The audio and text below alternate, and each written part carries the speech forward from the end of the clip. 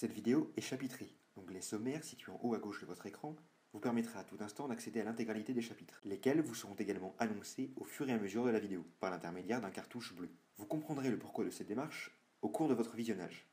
Bonne vidéo. Lorsque l'on s'intéresse à la chaîne de création d'une bande dessinée, on constate que celle-ci est composée de plusieurs acteurs. Selon le mode d'édition, à compte d'auteur ou en auto-édition, ils sont d'ailleurs plus ou moins nombreux. Cependant, indépendamment du type d'édition, la création d'une bande dessinée commence toujours par un ou plusieurs auteurs et se termine toujours par un ou plusieurs lecteurs. Dans le pire des cas, la famille de l'auteur. Alors pour ce qui est des auteurs, leur rôle est logique, il s'agit de créer la bande dessinée. A contrario, les lecteurs sont bien souvent considérés comme les consommateurs, c'est-à-dire ceux qui achètent le bien culturel produit par l'auteur. Oui, parce qu'on va considérer que tout le monde ici achète une bande dessinée. En théorie, nous avons donc une relation unilatérale qui part du ou des auteurs et qui est à destination du ou des lecteurs. Mais est-ce aussi simple que ça? Le lecteur est-il seulement l'observateur silencieux de la BD qu'il achète, ou peut-il, dans certains cas, influencer cette bande dessinée? C'est justement ce que je vous propose de voir dans ce second volet de mon enquête de bulle vidéo.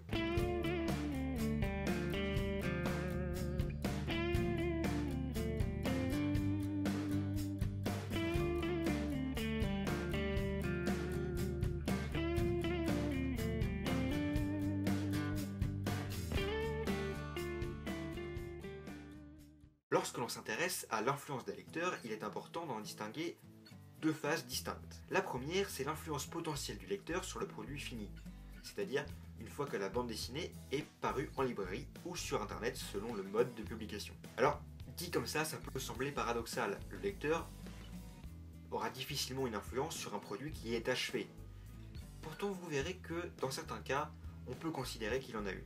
La seconde phase démarre au début des premières ébauches du scénario, c'est-à-dire au début du processus créatif qui va conduire à la bande dessinée, et s'achève au moment où celle-ci est complètement terminée et part chez l'imprimeur. C'est assurément des deux phases la plus intéressante, puisque c'est celle qui offre le plus de possibilités au lecteur en termes d'influence probable. Concernant l'influence du lecteur sur l'album terminé, elle peut être de plusieurs types. On peut tout d'abord considérer que tout n'est que cycle en matière de série. L'intégralité des tomes est indispensable à la compréhension de l'ensemble de la série. Chaque tome paru enrichit les précédents d'un nouveau degré de lecture et apporte des compléments d'information. Une série c'est souvent pensée comme telle à la base. Donc, s'il manque des tomes, c'est un peu comme un puzzle imparfait. Pour apprécier pleinement l'œuvre, ses enjeux et ses secrets, il est donc important d'avoir l'intégralité des tomes à sa disposition. Et à ce titre, le lecteur a un rôle fondamental à jouer. C'est lui qui va permettre ou non à la série de continuer. Eh bien oui, car la publication de chaque tome dépendra incontestablement de l'accueil qui a pu être fait au tome précédent. L'éditeur se base sur les chiffres de vente pour accorder ou non le droit à l'auteur de continuer sa série. Si peu de lecteurs ont acquis un album, l'auteur aura alors du mal à continuer. On parlera alors de séries arrêtées, voire dans le pire des cas de séries mises en pause, ce qui revient souvent même. Les séries Hana-Hattori et Surnaturel font ainsi partie de ces bonnes séries qui subissent actuellement un tel sort. Les secrets des premiers tomes trouveront-ils réponse un jour? Rien n'est moins sûr. L'achat d'un album par un lecteur influence donc la création des suivants. Le premier tome acquis par le lecteur s'en trouve alors grandi, si le tome suivant est bon par exemple. Si le tome est pas bon en revanche... La deuxième influence potentielle du lecteur sur la bande dessinée, c'est l'ordre de lecture. Il arrive effectivement parfois que les auteurs le laissent à la libre appréciation du lecteur. Dans le cas le plus simple, c'est-à-dire un album de 48 pages, il arrive que l'histoire commence à la fois à la page 1 et à la page 48. Prenons par exemple le cas de Maigrir, un album sorti en 1998 et co-signé par Fredman et Jim. Cette bande dessinée n'a ni début ni fin, en tout cas pas celle qu'on entend de manière classique. Cet album peut en effet se lire de deux façons différentes. Ce sens-ci, et si vous retournez l'album, magie, l'album est de nouveau à l'endroit. La raison, c'est qu'il y a deux histoires en une seule, et que chaque histoire démarre d'un côté de l'album. Il suffit donc de retourner l'album pour découvrir l'autre histoire. Le lecteur peut donc choisir son ordre de lecture. Incontestablement, la première histoire qu'il aura lui-même choisie influera sur sa perception de la seconde histoire. Mais il y a des séries qui laissent encore plus d'autonomie au lecteur concernant son ordre de lecture. C'est le cas par exemple de la série Alter Ego, publiée chez Dupuis. L'idée c'est que la série est composée de plusieurs cycles, eux-mêmes constitués de plusieurs tomes. Et c'est finalement au lecteur de décider quel est le tome qui va démarrer la série. Car tous les tomes sont interchangeables entre eux. Ils sont tous relatifs à un personnage de l'histoire, et à leur manière ils apportent leur degré de compréhension sur l'histoire commune et globale. Alors, S'agissant d'une histoire commune où chaque personnage se croise et s'entrecroise, il est bien évident que la lecture des premiers tomes que vous aurez décidé de choisir comme tel influencera fatalement votre lecture des suivants. Ce degré de tomes interchangeables ne vaut qu'au sein de cycles. Parce qu'évidemment, en passant d'un cycle à l'autre, il y a eu des révélations que vous allez manquer, donc c'est possible que sur des lignes. Mais il n'empêche que voilà, c'est vous qui choisissez le sens de l'histoire, et l'histoire sera fatalement différente selon le sens que vous choisirez de lui donner. Alors concernant Alter Ego, l'objectif ici, ça n'est pas de rentrer dans le détail. Mais si vous voulez en savoir davantage, je vous renvoie au conseil lecture numéro 5 ou à la superbe vidéo de Comics Academy que je vous mets également dans la description. La série Destin propose d'aller encore plus loin. Elle offre en effet au lecteur plusieurs chemins possibles pour une même histoire. Basée sous forme d'arborescence, la suite de l'histoire dépend pleinement du choix opéré par le lecteur. C'est lui qui décidera que la suite d'un tome réside dans tel tome et non dans tel autre. Vous pouvez donc décider d'acheter tous les tomes ou d'en acheter que certains en fonction des branches qui vous inspirent le plus. C'est un peu d'ailleurs le même système que celui des BD dont vous êtes le héros, sauf que ça se passe à l'échelle de plusieurs tomes. Dans les BD dont vous êtes le héros, le lecteur est soumis à plusieurs événements particuliers au sein de la bande dessinée et c'est à lui de choisir la page vers laquelle il va se diriger. Le sens de lecture de l'album dépendra là aussi des réactions du lecteur par rapport aux événements qui lui sont proposés. Mais malgré tout, vous l'aurez compris, l'influence potentielle du lecteur sur la bande dessinée terminée est relativement faible. Les choix qu'il lui est possible de prendre sont finalement déterminés, calculés et pensés à l'avance par le ou les auteurs de la série. Ou dans le cas du générateur de strip aléatoire de PACA, dont je vous mets le lien dans la description parce que c'est une expérience assez inédite, eh bien c'est un programme informatique qui détermine les différentes éventualités. Voyons à présent la partie la plus intéressante, c'est-à-dire l'influence du lecteur sur le processus créatif. On comprend déjà que l'influence du lecteur sur la bande dessinée en cours de création est relativement plus importante, puisque rien n'est encore figé sur le papier. L'influence la plus logique, c'est la concession de l'auteur à son public. C'est ce qui arrive lorsqu'il y a un consensus parmi les lecteurs sur un point qui n'est pas déterminant dans le scénario. Un couple, la mort d'un personnage ultra secondaire, ce genre de choses. Ces mouvements peuvent parfois être concédés par l'auteur lorsque cela ne change pas grand-chose à l'histoire qu'il avait initialement prévue. C'est ce qu'on a pu constater dans la très célèbre série jeunesse, Les Légendaires. Le couple Griffe-Chimie est issu d'un consensus de lecteurs. Il n'était pas initialement prévu dans le scénario originel, mais il n'a pas fatalement changé les choses. Ça a fait plaisir à des fans, et après tout, tant mieux. Et il arrive parfois que le lecteur fasse office de relecteur. Ces cas sont rares, mais ils arrivent.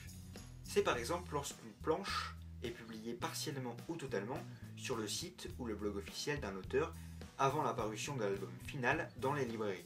Le lecteur, souvent passionné au point de suivre l'actualité assidûment, saura déceler les quelques incohérences qui pourraient figurer sur ces planches. L'un des cas célèbres reste une fois encore le cas de la série Les Légendaires. Peu de temps avant la sortie du tome 14 de la série a en effet été dévoilé un extrait de ce fameux tome, mettant en scène l'elfe Chimie en train de lire une lettre. Ce personnage étant aveugle depuis le tome 11, ça posait problème. L'alerte des fans a ainsi permis de corriger la boulette avant la publication de l'album en librairie. Récemment, une nouvelle mode est également apparue, celle du vote. Avec l'apparition des réseaux sociaux, la relation entre lecteur et auteur s'est en effet considérablement simplifiée. Auparavant, la relation entre lecteur et auteur, en dehors des salons et festivals, c'était par courrier. L'éditeur transmettait les lettres des lecteurs aux auteurs, et il ne pouvait pas y avoir de réponse. Maintenant, grâce aux réseaux sociaux, les auteurs peuvent interagir avec leurs lecteurs. Dans les séries surnaturelles et les nombrils, par exemple, les lecteurs ont ainsi été consultés sur Facebook quant au look de certains personnages. De la Fée du Buc, auteur des nombrils, ont ainsi proposé aux lecteurs de voter pour une tenue spéciale pour Vicky. Dans le cadre de Surnaturel, les lecteurs pouvaient également proposer le look qu'ils imaginaient en vue de le faire dessiner par les auteurs, si celui-ci plaisait à la communauté bien sûr. Les votes eurent lieu sur Facebook. Le personnage que vous voyez à l'écran est une proposition d'une lectrice nommée Anna. Sa tenue de Silène, l'héroïne principale, fut plébiscitée par le public et intégrée dans la BD. Dans certains cas de figure, un peu plus rares, les votes des lecteurs permettent également d'influer sur le déroulement de l'histoire. C'est le cas du site Etheride qui propose une bande dessinée lors de laquelle les lecteurs pouvaient voter pour des propositions qui leur étaient soumises à l'issue de la publication des différentes planches. Depuis plusieurs années, il existe également un autre courant, celui des concours qui proposent aux fans de devenir des personnages de bande dessinée. Seul, Surnaturel, et plus récemment les Carnets de Cerises ou encore Astérix, telles sont les séries qui proposent ainsi ce type de concours. Si dans la plupart des séries qui proposent ce type de concours, le gain n'est finalement qu'un personnage figurants, tel n'est pas le cas de la série Seul, qui a décidé de mettre la barre encore plus haut. Dans cette série, le gain du concours organisé par les auteurs n'était rien d'autre qu'un poste de personnage secondaire, aux apparitions multiples. C'est-à-dire un personnage que l'on va recroiser à plusieurs reprises et qui peut influencer le devenir de l'histoire. Le grand vainqueur du concours Seul, c'est Tanguy, dont je vous mets la photo ici. Mais je vous mettrai pas son vrai visage. Pour la petite anecdote, sachez que Flymolo, qui à une époque interviewait des auteurs pour le compte des Derveld, figure dans le tome 4 de Surnaturel. Il est gardien de but d'un match de hand. Si c'est pas la classe, hein. Pour autant, les interactions entre lecteurs et bande dessinée sont-elles aussi récentes qu'on pourrait le penser? L'émergence des réseaux sociaux en est-elle vraiment la cause?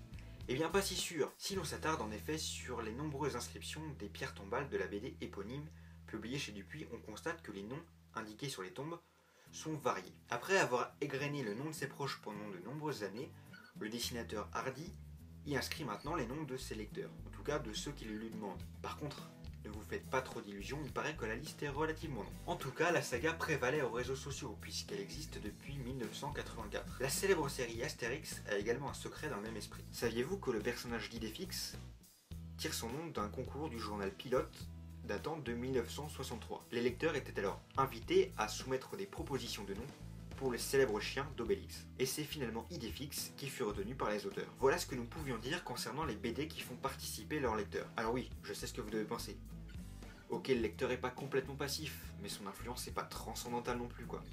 Ok, prenez par exemple le cas du spin-off de la série Kid Paddle, Game Over. L'auteur de la série, Midam, propose en effet à tout un chacun de lui soumettre nos idées de scénario pour les planches de gags de cette même série. Si votre histoire lui plaît et est retenue, l'auteur vous proposera alors un contrat de cession des droits et une rémunération fixe de 400 €. Pour ceux qui seraient tentés par l'expérience, sachez que je vous ai mis toutes les indications dans la description de la vidéo. Enfin, les plus attentifs d'entre vous auront peut-être constaté que le tome 36 de Boule et Bill, fraîchement sorti en novembre 2015, comporte une planche entièrement scénarisée par un lecteur, par l'intermédiaire d'un concours organisé sur la page Facebook officielle de la série. N'espérez donc pas y voir publier l'un de vos gags dans l'immédiat. Ce deuxième numéro de l'enquête de Bulle est à présent terminé, j'espère que vous aurez appris des choses sur la bande dessinée.